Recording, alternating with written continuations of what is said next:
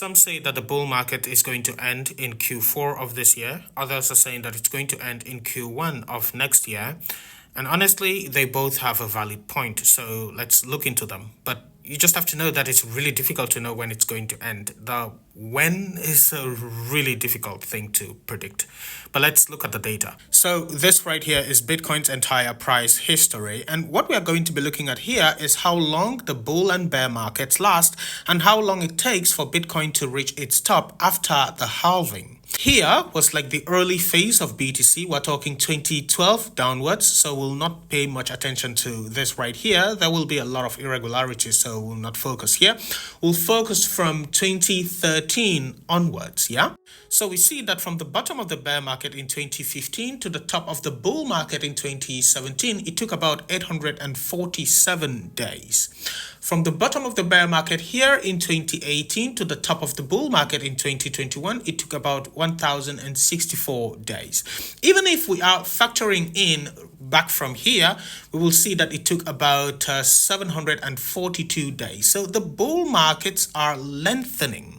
Now, if we factor in the arithmetic sequence right there, we will see that it's lasting for about 105 to 217 days more, which means that this time the bull market could last until somewhere around the 30th of March 2026. However, if we were to repeat the duration of the previous bull market for this current bull market, then the top of this bull market could come in on the 20th of October 2025. Now, another thing that we want to look at here is how long it takes for Bitcoin to top out after its halving. We've had 4 halvings in our entire history, and we're talking the 19th of April 2024, the 11th of May 2020, the 9th of July 2016, and the 12th of November 2012.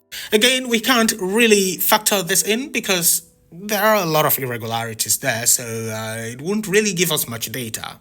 The price was really low here, the market cap was low, and so we will just be following wrong data if we're using that. So if we focus from here, that's the 9th of July 2016 onwards, we will see that after the halving here, it took about, I say about because perhaps we're missing a day or two here, it took about 526 days for BTC to see its all-time high. After that, bear market.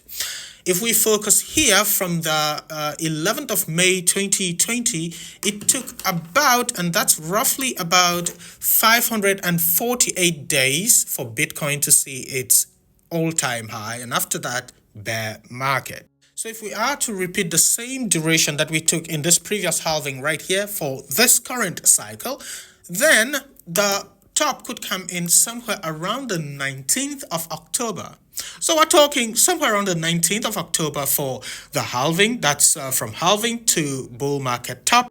And we're looking at the 20th of October if we are repeating the duration from bottom to top of the previous bull market.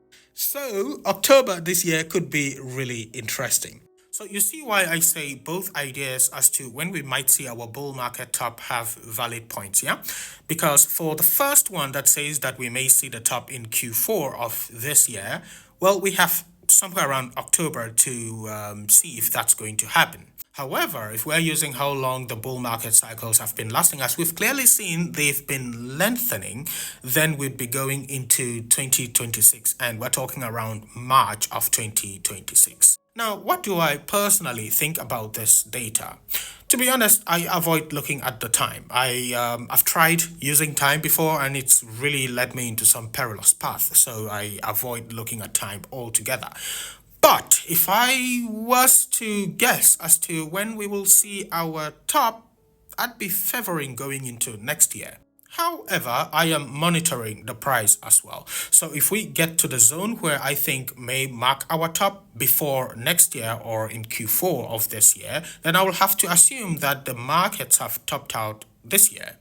That also depends with things like Bitcoin dominance, because I expect that to also reach a certain zone as it comes to the downside. If that all happens this year, if we all make those big gains this year and our targets are met, then I will have to assume that we've seen the top this year. But if they do not get met, then I will be more inclined to believe that this whole thing will carry on into next year.